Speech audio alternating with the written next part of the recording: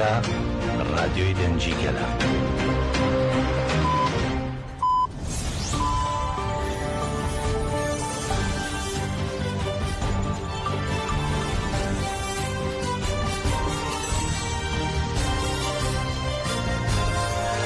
ئەم کاتتان باش بیسەرانی هێژان لە ناوەندی هەواڵەکانی ڕادیۆ دەنگیگەل بە یارمەتیا و کارانم پشتی هەواڵەکانی ئەم کاتژمێرەتان پێشکەش دەکەین. سەرۆکە کۆنسەی ڕێڤەبەرە کەجێکێ بە 30,000 تەبلی بەرنامەیە تایبەتە تەلەڤیزیۆن ئەمەدی هەبەری بوو.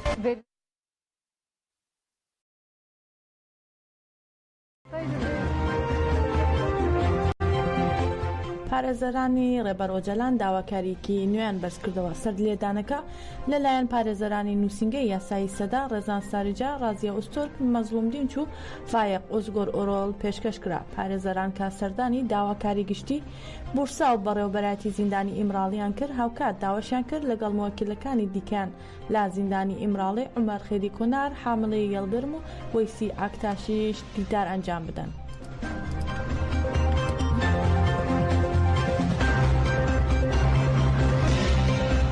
ناوەندی ڕاگەیاندن و چاپەمەنی هێزەکانی پاراستنی گەل هەپەگە لە ڕاگەیاندراوێک دەربارەی ئەو گەریلانەیەکە لە هەرێمەکانی پاراستنی مدیا شەهید بوون زانیاری خستە ڕوو. لە پێنجی هەپەگە ڕایگەاندووە لە پێنجی تەشرینی دووەمی ساڵی 2019 لە دژی هێرشەکانی دوژمن لەسەر هەرێمەکانی پاراستنی مدیا هاوڕێیانمان دەمهات، سەمان نالین، عەلیشێر و سەرهەڵدان شەهید بوون. لە ساڵوەگەری شەهید بوونیاندا بە ڕێز و پێزانینەوە یادی هاوڕێیانی شەهیدمان دەکەینەوە. هاوڕێیانمان دەمهات، سەمان نالین، عەلیشێر و سەرهەڵدان بۆ ئەوەی تێکۆشانی ئازادی گەلەکەمان بەهێزتر بێت لە هەرێمە جیاوازەکانی باکووری کوردستانەوە بەشداری ناوڕێزەکانی گەریلا بوون و بۆ ئەوەی لە هەر ساتێکی ژیانی گەریلادا ئەم ئامانجە پیرۆزیان جێبەجێ بکەن لە تێکۆشانی بەردەوامدا بوون.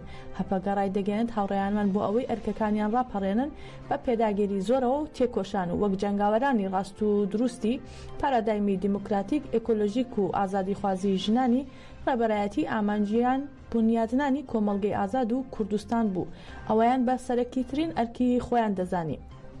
هاوڕێیانمان دەمهات، سەمان نالین، عەلیشێر و سەرهەڵدان لە کەسایەتی خۆیاندا نوێنەرایەتی سادە بوون، ڕاستی و دروستی و گیانبازی و خاکەڕاییان دەکرد کە ئەوانە تایبەتمەندی هاوبەشی گەریلاکانی ئازادی کوردستانن. هەپەگەڕای دەگەێنێت وەک هاوڕێیانمان سەرخۆشی لە بنەماڵی هێژای هاوڕێیانمان دەمهات، سەما نالین، عەلیشێر و هەڵدان و سەرجەمگەلی وڵات پارێزی کوردستان دەکەین و بەڵێن دووپات دەکەینەوە کە یادی شەهیدانی قارەمانمان لە کوردستانی ئازادا بە زیندوی ڕابگرین. زانیاری لەبارەی ناسنامەی هاوڕێ شەهیدەکانمان بەم جۆرەیە: هاکان فیرات بە ناسناوی دەمهات گەڤەر لە گەڤەر لەدایک بووە، درسیم تەمیز بە ناسناوی سەما درسیم لە ئامەد لەدایک بووە و ئایشە داغدەڵن بە ناسناوی نالین دڵکەشتیا لە مەردین لەدایک بوو. هەروەها عەلی ئامۆشتەکین بە ناسناوی عەلیشێر کوفران لە سرت لەدایک بووە و لە پێنجی تەشرینی دووەمی ساڵی 2019 لە هەرێمەکانی پاراستنی مدیا شەهید بوون.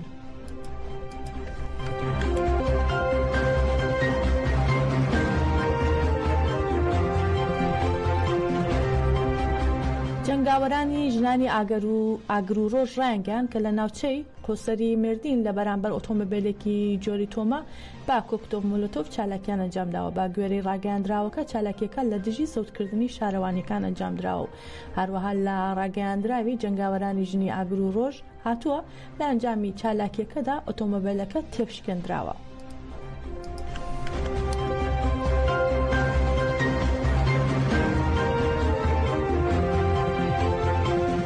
کۆمیتەی بەڕێوەبەری تەفگەری شۆڕژگێڕی یەکگرتووی گەلان هەبەدەها لە دژی دەست بە سەرداگرتنی شارەوانیەکانی دەمپارتی ڕاگەیاندراوێکی بڵاو کردەوە و پەیامی فاشیزم تەنها لە زمانی چالاکی شۆڕژگێڕی تێدەکاتی دا.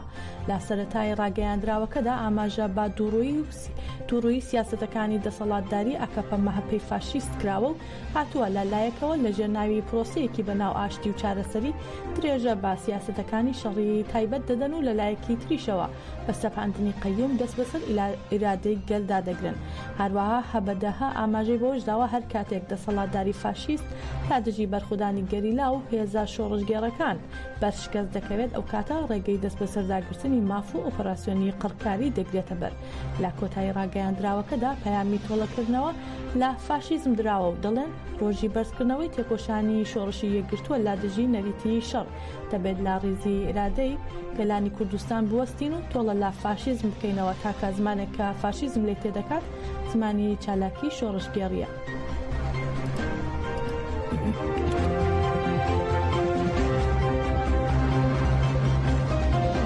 لە چالاکیەکانی دژی سەپاندنی قەیوم بەسەر شارەوانیەکانی مەردین ئێلح و خەلفەتی پۆلیسی ڕژیمی ئاکەپا مەهاپە بەلایەنی کەمەوە 92 کەسیان دەست بەسەر کردو تا دێر ژمارەکە زیاتر دەبێت.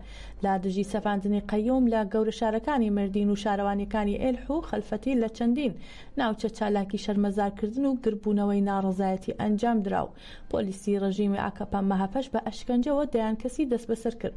تەنها لە چالاکیە شەرمەزارکردنەکەی ئێلح 75 کەس دەست بەسەر کران و تا ئێستاش ئازاد نەکراون. هەروەها لە ئەدەنا کە چالاکی شەرمەزارکردنی دانانی قەیوم ئەنجامدرا گۆرجان تورشاک بە ئەشکەنجەدانەوە دەست بەسەر کراوە و دوای ئەوەی لێدوانی لێوەرگیراوە لە نیوە شەو ئازاد بووە. لە لایەکی تریشەوە پۆلیسی ڕژیم هەڵی کوتایە سەر چەندین ماڵ لە ناوچەی خەلفەتی ڕەحا و چەندین کەسیان دەست بەسەر کرد.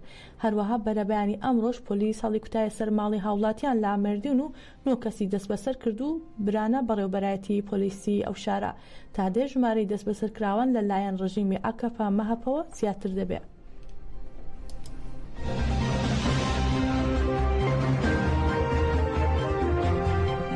وڵات پارێزان و هاوخەباتانی سەردانی مەزاری تێکۆشەری نەتەوەی عومەر حاجی حوسێنیان کرد. لە سلێمانی و لە سەردانەکەدا ئامادەبووان خولەکێک با بێدەنگی بۆ ڕۆژلێنان لە ڕۆح و تێکۆشانی 45 ساڵی ئەو تێکۆشەرە وەستان و پاشان تاجا گوڵینەی ڕێز و وەفا لەسەر مەزارەکەی دانرا. عومەری حاجی حوسێن کە ماوەی 45 ساڵە لە دژی ڕژێمەکانی سەرانسەری کوردستان لە تێکۆشان بۆ ئازادی گەلەکەی لە ڕیزەکانی پێشەوەی تێکۆشاندا بوو، دوجار دوای چەندین ڕۆژمانەوە لە نەخۆشخانە لە شەوی 2 تەشرینی 2024 بەهۆی خوێنبەربوونی جگەرەوە ژیاناوایی کرد. تارا حوسێن لەسەر ناوی هاوخەباتانی لەسەر مەزاری عومەری حاجی حوسێن وتەیەکی پێشکەش کرد.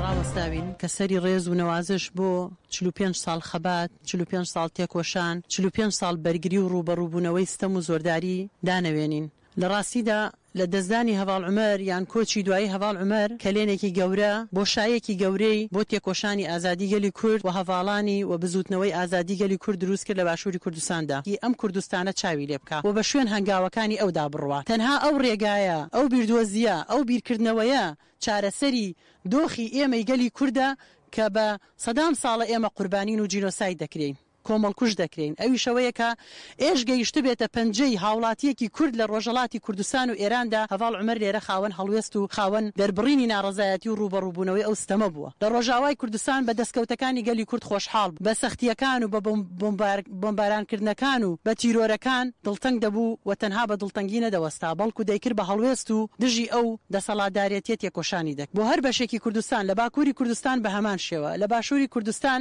لە بەرەی ناڕەزایەتیەکانی خەڵکدا، مامۆستایانی ناڕازیدا، خەڵکی موچەخورا و مافخوراودا، هەتا ئەگا بە پرسەنەتەوەی و نیشتیمانیەکان هەڤاڵ عومەر خاوەن هەڵوێست. بۆ ئەمڕۆی ئێمە هەڤاڵ عومەر لە هەموو میدیاکانی ڕۆژهەڵاتی کوردستان لەبارەی ئامارەکانی دەستگیرکردنی ژنان لە ئێران و ڕۆژهەڵاتی کوردستان ڕایانگەیان لە ماوەی مانگی ڕابردوودا لە شارە جیاوازەکانی ئێران و ڕۆژهەڵاتی کوردستان لەلایەن ڕژێمی ئێرانەوە 33 ژن دەستگیر کراون. لەو ژمارەیە 24 چالاکوانی ژن لەلایەن دەستگای دادوەریەوە سزای زیندانیکردنیان بەسەردا سەپێنراوە کە 7 ژنی کوردیان تێدایە. ئاماژە بەوەش کراوە لە کۆی ئەو ژمارەیە 5 ژنی زیندانی کراو لە سێدارە دراون و 6 ژنیش بە دەست بەسەرکراوەی ماونەتەوە کە دوانیان کوردن. دەشڵێن لا ماوەی مانگی تەشرینی یەکەمدا 10 حاڵەتی ژن کوشتن تۆمار کراوە کە لەلایەن هاوژینەکەیان و کەسە نزیکەکانیان و کەسی نەناسراوەوە کوژراون.